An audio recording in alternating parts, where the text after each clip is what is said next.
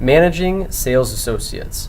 Whether you have any experience in managing people or not, managing sales associates is really no different because they're people. And managing people really boils down into 5 things from a work standpoint. Number 1 is communication. Having a clear line of effective communication is critically important in having a relationship with any one individual person. And sales associates are no different in that most of them are people working for whatever the hourly wage. Most of them tend to be younger, as we've worked with in the past, although we've had many successful non-traditional sales associates, all of which just want to work in an environment that they feel as though they are a part of a bigger picture, something bigger than themselves. They're being recognized, and most importantly, they have a good sense of direction of what they're supposed to do.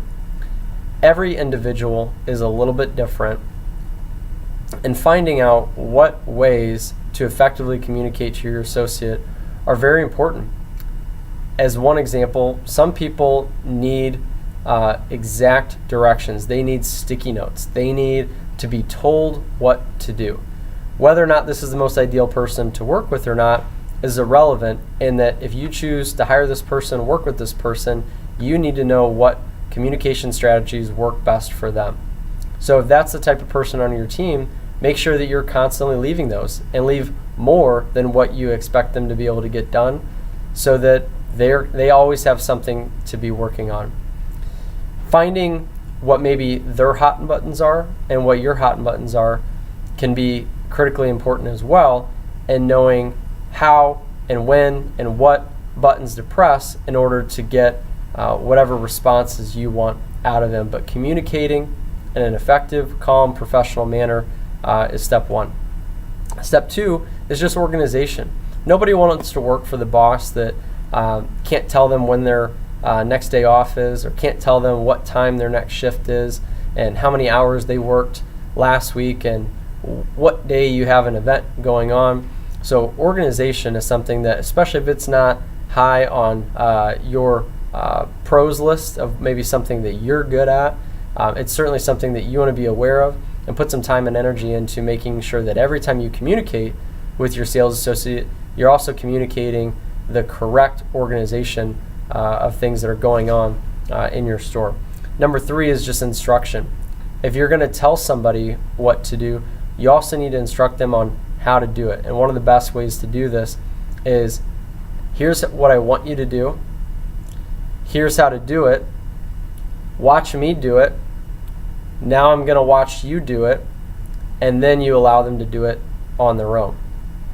Okay, so again, it's here's what I want you to do, here's how I want you to do it, watch me do it, and I'm going to watch you do it, and then you let them do it on their own.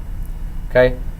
If you're not following that process and you allow them to do things on their own, or you just tell them what to do and they don't get a chance to see it, the brain works, again, for everybody a little bit differently, visually, audio, and actual physically, mechanically doing things. All of those things help in retaining information and absorbing it and being able to implement it. So make sure that you're giving great instruction with your sales associate team. Number 4 is accountability. Okay, so you've told them what to do, you've taught them how to do it. Now it's, hey, most of our associates work without us around, and so we have to have a great sense of accountability to ourselves and to our sales associates that whatever you asked or told them to get done needs to get done right, and the way that you instructed them to do it. This is not something that needs to always be a harsh conversation. In fact, rarely is it. But certainly, if and when the time or place comes, that is your job as the store manager. So holding your sales associate team accountable for their actions and their responsibilities, and more importantly, also holding yourself accountable for the fact that you are responsible for these people. And lastly, number 5 is recognition.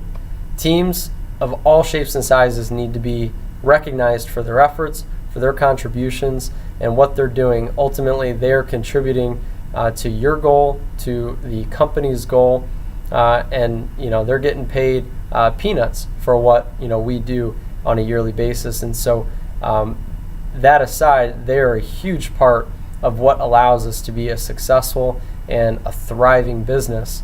And so making sure that they feel at home, that they feel appreciated, that they feel loved, they feel that they are recognized and known for what they bring to the table is critically important in building a relationship, building a long-term relationship with them as an employee, both inside and outside of our business. So recognize your people, recognize their accomplishments, and just recognize them as an individual, both what they have going on inside and outside of the store walls.